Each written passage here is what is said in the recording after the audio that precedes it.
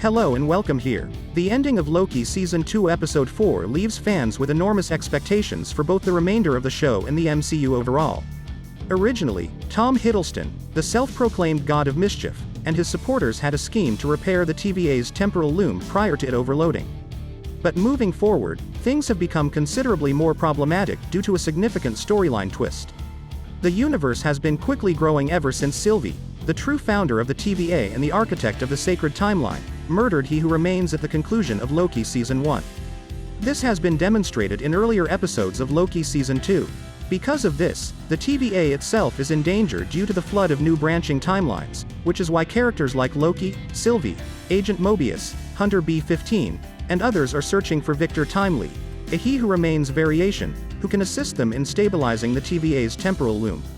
But after the explosive conclusion of Loki Season 2 Episode 4, things have gone terribly wrong. So what caused the MCU timeline to explode and why? The whole MCU history unexpectedly erupted as the temporal loom overloaded before it could be deployed, despite the plan to use a throughput multiplier to enlarge the temporal loom's rings in order to manage the flood of new branching realities. Victor Timely attempted to restore the loom, but it seems that there was not enough time since the temporal radiation had grown too strong, shredding Victor to bits before he could even cross the gangway. Therefore, at the end of the episode, all Loki and his friends could do was watch as the chronology and the whole TVA seemed to be destroyed. As producer of Loki Kevin Wright said, "Reality is gone."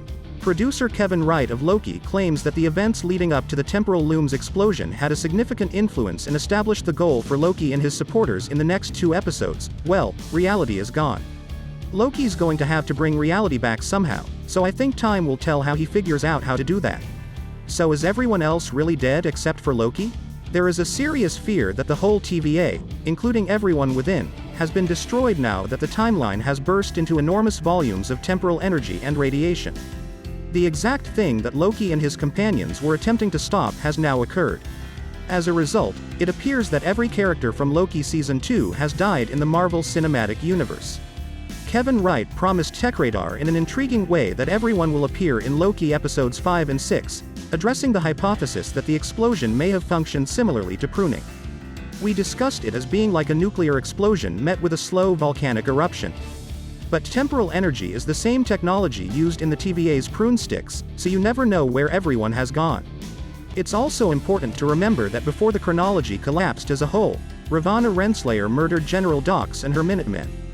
Using the TVA's cube generating machine, Ravonna destroyed General Dox and her men after Miss Minutes declined to accompany her in her new goal to govern the TVA herself. Hunter X5 Brad Wolf was the sole survivor. He consented to join Renslayer after being assured of his former existence as an actor on the timeline. It's quite possible that in the upcoming episode, the MCU timeline will be restored in some way. With such a confusing and unexpected conclusion, it is presently uncertain how exactly the MCU timeline may be repaired.